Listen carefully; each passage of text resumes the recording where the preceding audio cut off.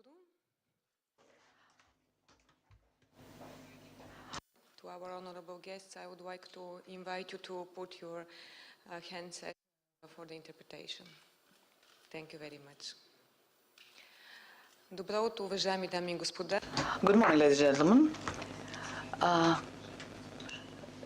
Distinguished Prime Minister, distinguished European Commissioner Gabriel, Associate Professor Dimov, the guests, I have the honor to open this conference dedicated to Euro HPC, a large-scale and probably the most ambitious project, which is the initiative of the European Commission under the leadership of Commissioner Gabriel.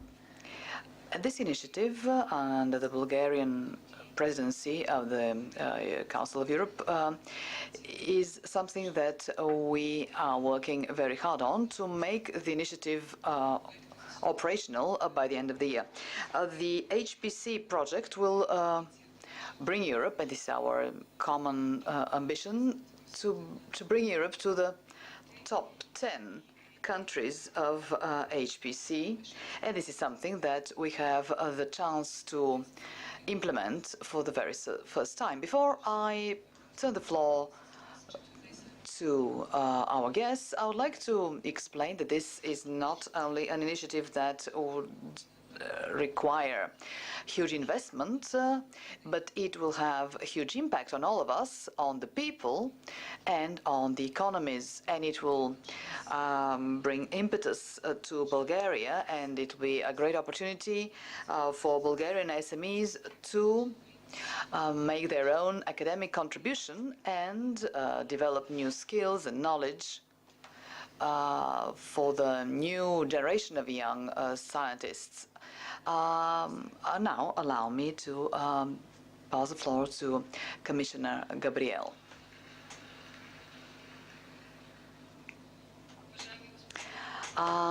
Distinguished Prime Minister Borisov, ladies and gentlemen, ministers, your excellencies, dear participants and guests, I will not hide the fact that I'm deeply excited today for being here with you today to discuss this revolutionary technology which has huge impact on our life today and in the future.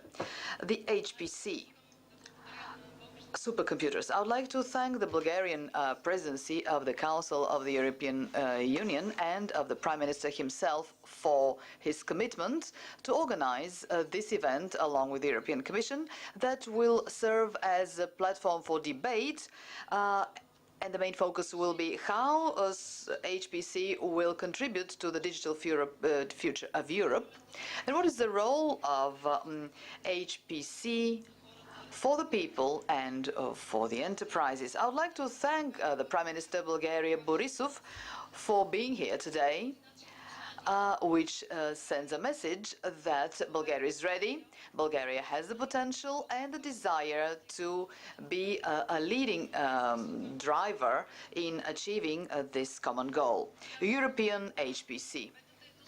The fifth industrial revolution is here, ladies and gentlemen, and it has no precedent in human history. It will not wait for us. Its drivers and its motors are HPC and hyper fast global applications.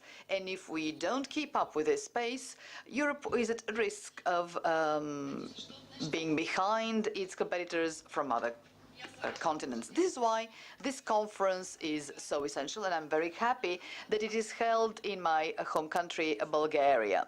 Bulgaria is the country that gave for the world digital champions such as Jonathan Asov, Ivan Angelov, and Anton Atanasov.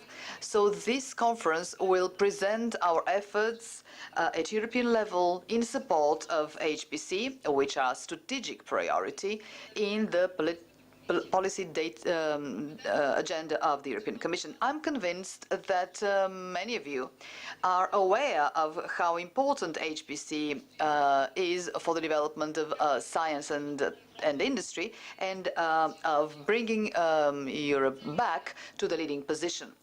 Worldwide, HPCs are recognized as the key to the digital transformation of industry and society. They contribute for making traditional sectors of economy more innovative and highly performing, and of having a higher added value. On the other hand, new businesses and startups develop applications of higher added value thanks to the effective merge of HPC with other technologies such as AI or big data analysis. HPCs are at the core of digital transformation of science. They allow for leading research centers to give answers to fundamental scientific questions, to make new discoveries and scientific achievements.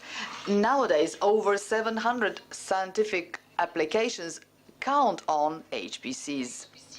HPC is a strategic resource in developing computer software, in making this managerial decisions, in sustaining our independence, economic or scientific. The policies that we need to develop in areas such as healthcare, personalized medicine, energy and climate, they count on high-speed and high-performance computers and simulations. This is why the question that we pose today is what the European Union does in order to benefit from all the achievements that HPC offer us. Ladies and gentlemen, let's be honest. Today, our competitors, such as the US and China, knowing the strategic importance of HPC, are advancing, investing huge amounts in technologies of supercomputers, and we do not have this high computing value that corresponds to our high economic potential. None of the 10 supercomputers is based within the territory of the European Union, and we use 30% of HPC worldwide, but our industry provides for only 5%, ensures only 5% of these technologies. This is why we have committed ourselves to changing this situation. We are developing a pan-European strategy for HPC so that Europe could soon get back to its position of among the 3 superpowers worldwide. Now, 18 countries, including Bulgaria, share this ambition, and these countries work on setting up Euro HPC, our joint venture. And these countries have committed themselves in investing in world-class infrastructure for HPC, and I'm sure that a lot of countries will follow queue. And this initiative will help us achieve a strategic mission, building an overall European ecosystem for HPC and big data. This includes 3 main goals: purchase the machines, use them to their full potential, and draw on European technology.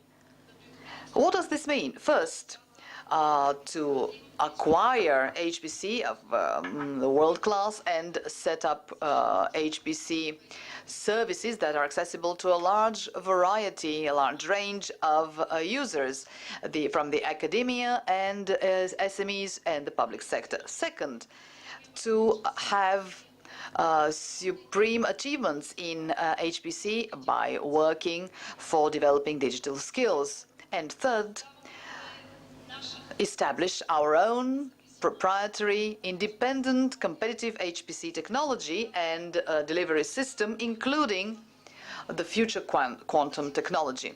On this last item, I must emphasize that it is key to invest in developing microprocessors so as to make sure that we have our own HPC technology.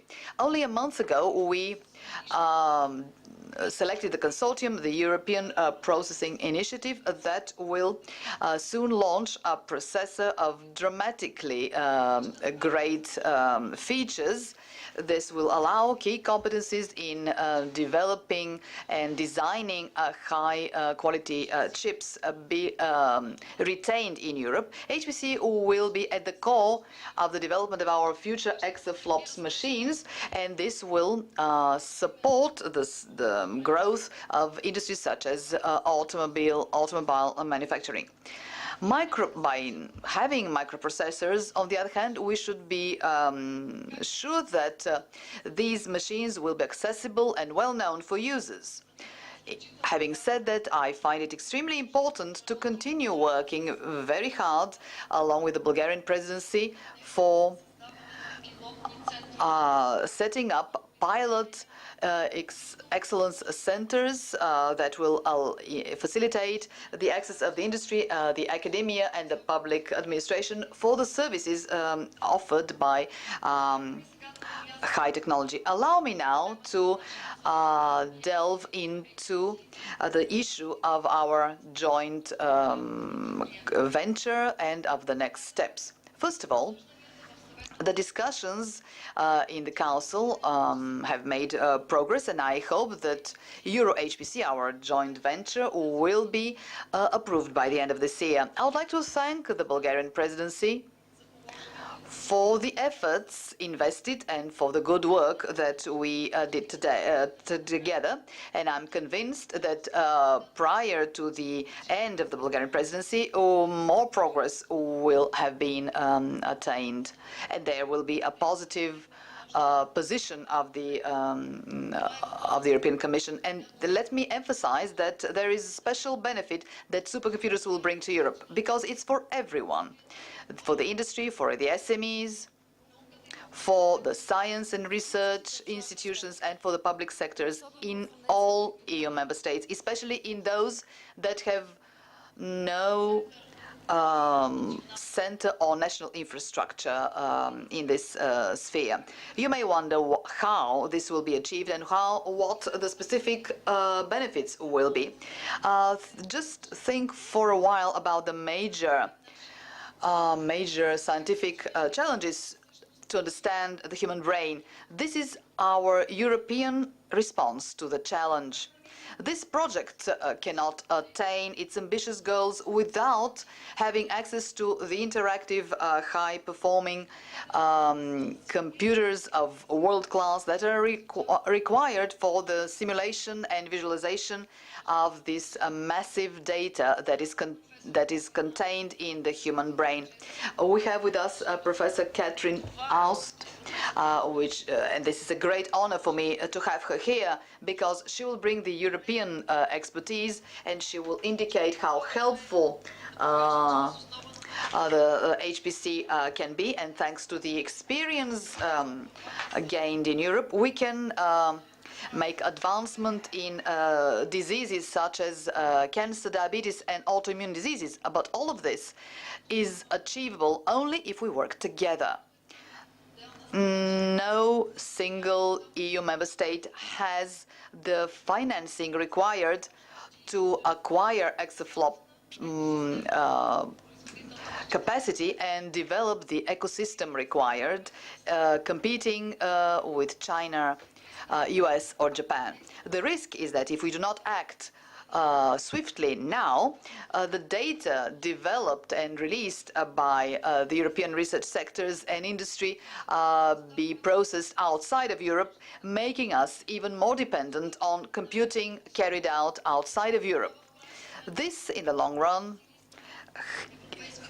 carries the risk of the European researchers and investors being transferred to areas where they have access to HPC. This is why our long-term ambition and goal are clear: to back up the establishment of Euro HPC and have results and visible outcome not only in the next couple of years, but in 15 or 20 years of time. And we may wonder what resources we have available to attain this. As you can imagine, Euro HPC requires solid investment. Our plan is that for the period 2019-2020, over €1 billion should be invested along with the EU member state so as to back up the development of two exaflops machines, several middle-range HPCs and the exaflops technology. This is only a good start, though, because several billions of euro have been allocated in the next multi-annual financial framework for the period 2021-2028. This financial commitment will allow us to acquire two exaflops machines by 2023, with at least one of them containing European technology. And then we will have the first mixed and the post-exaflops machines. This will include support for setting up and coordination and networking of the competence centers for HPC technologies. You may wonder why we need these centers. The fact of the matter is that we need them in order to give answer to two main issues. First, expanding the use of HPC technology. On the other hand, to overcome the abyss, the gap in digital skills. This is why the centers will work locally to offer knowledge and computing services to various organizations and SMEs that do not have the resources and the skills to benefit from new technologies. They will also be part of the European response to overcoming the digital skills gap. This is our obligation to provide access to such expertise for every region, and this is how we will be able to overcome the shortage of well-prepared personnel. Let me remind you that currently there are over 350,000 jobs in the area of ICT around the EU. In 2020, there will be 500,000. And let me remind you of the pilot project digital capability associated with digital skills development. This initiative will help us provide for cross-border apprenticeship for the period of 2019-2020 for 6,000 students and graduates. The European Commission has invested €10 million by giving itself the objective to offer to students from all spheres of expertise to have access to quantum computing, HCP, cybersecurity and blockchain. Allow me to continue by saying that our dreams will not stop here. In May, as part of the next multi-annual financial framework, I will offer that HPC should be associated with other priorities such as AI, cybersecurity, digitalization of public services and digital skills, and HPC can contribute for the development of ICT that are more resilient to cyber attacks, and along with quantum technologies can assess and validate hyper-secure crypted communication. And some portion of this concerns the national security of EU member states and of the Union as a whole. These several initiatives and the competence centers and the HPC technologies, cybersecurity, the digital innovative hubs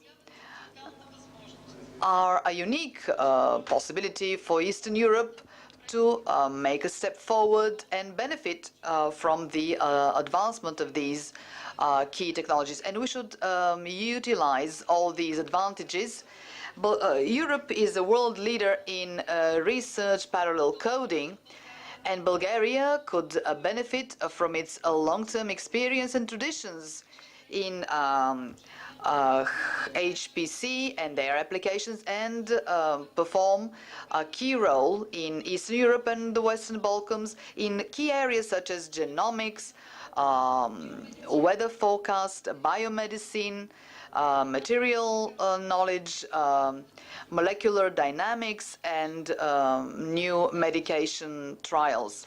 And let me say one more thing. The human potential of Southeastern Europe are extraordinary, and my ambition is that the new digital program will make it possible for this potential to grow and expand and bring out new technologies and innovative services.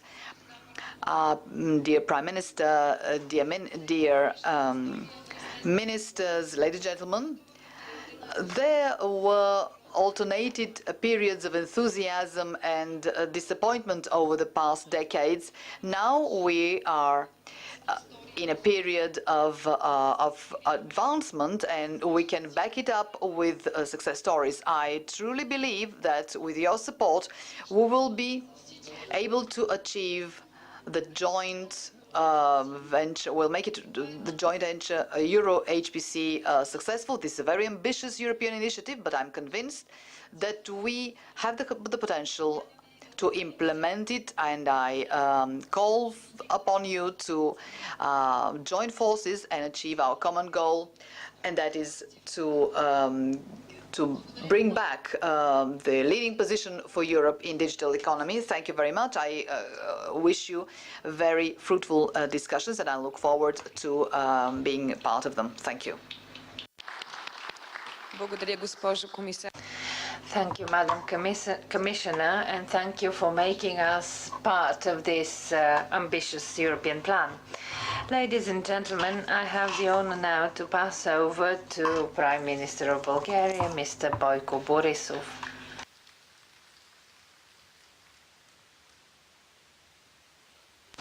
Dear guests, dear professors, commissioners, it is not by chance that today we are launching this event and also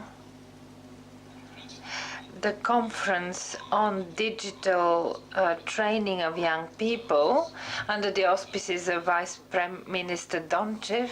We have two European commissioners present in Sofia today to discuss more or less the same topic. Based on what Commissioner Gabriel said, it became clear that Europe as a continent is lagging behind. We are outside the top 10.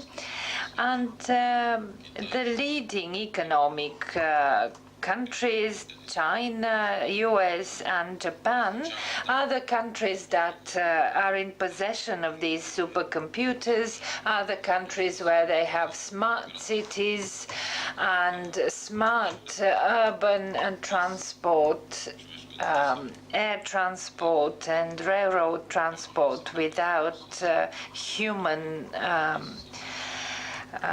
piloting. This can only be possible using supercomputers and high-tech infrastructure. I'm extremely happy with what Commissioner Gabriel mentioned, that the European Commission decided to allocate initially 1 billion to get Europe prepared for this highly competitive environment, because we saw demonstrations of driverless cars in many places, but you understand the high computing power needed to pilot these driverless vehicles, and we are far, far away from making this the reality. In the area of security, well, we are confronted with the challenge of cyber attacks on a daily basis, and we can't ensure reliable protection of our systems, not only in Bulgaria, but in the EU as a whole. And in order to develop our technologies, we need to, first of all, ensure their security. Otherwise, there will be violations of personal data. There will be possibilities for the terrorists to work miracles of their own, attacking our computer systems.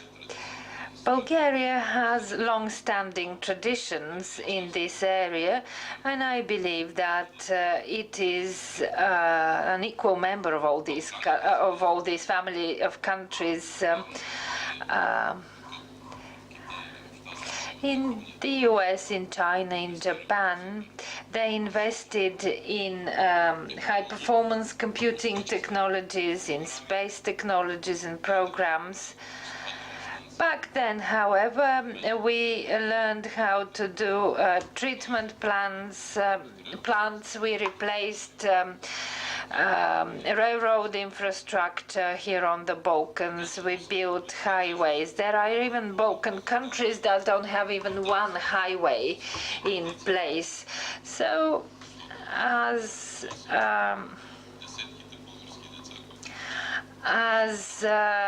badly as this may sound, we do have traditions in computing, starting from Jonathan Assouf and going through the young children who win gold medals in international competitions. So through these powerful centers, through these new systems that we are going to put in place, and based on our experience, and thanks to the leadership of Germany and France as high-tech European nations, we can get united, make the necessary investments, and rejoin the top 10 family, going back to our fourth position that we used to occupy. In the coming years, the nations, the continents, the countries, the economies that possess such super machines and technologies will make a significant progress and will get very much ahead of the others. Look only at the changes that took place in the past couple of years, the changes that we couldn't even imagine several years ago. The media now can use internet to streamline and broadcast information extremely fast. Only 5 years ago, we needed drastically different technologies, and it took a lot of effort to ensure this high quality of broadcasting. Thank you very much for being here. I'm happy that we have 2 commissioners present in Sofia today, and I wish you a fruitful discussion, because machines are important, but also we need highly skilled people to steer and manage these machines. Europe usually takes time to launch an initiative, but once an initiative is launched, it is always successful. I hope that soon we will be again among the leading nations. Best of luck to this conference.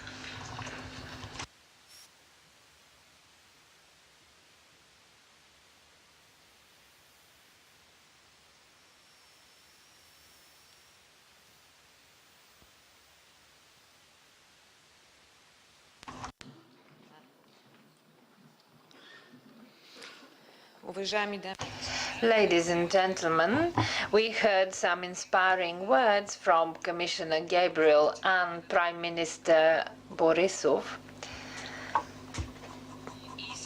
And now I have the pleasure and honor to pass over to Professor Ivan Dimov, who is our Deputy Minister of Science and Education. Professor Dimov, you have the floor.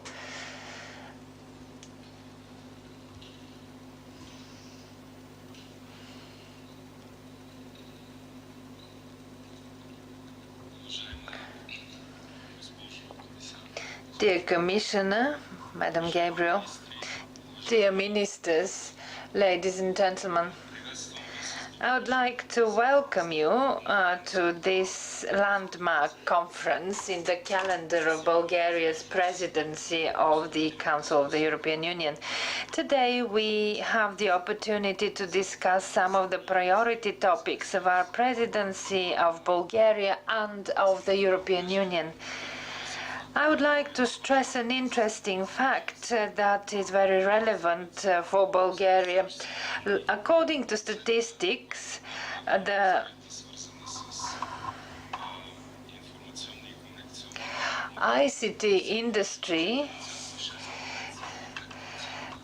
occupies 5.5%, which is up from 4.6%, and this was reported last week, which makes Bulgaria among the top European countries in ICT share in the economy. Bulgaria's presidency vision is based on a pragmatic, efficient European Union, ensuring better prosperity and security for its citizens. A more innovative union, a more competitive union, defining and outlining the strategies for employment in compliance with the digitalized world, and last but not least, a union that is an inspiring global factor for all, including for the Western Balkan countries.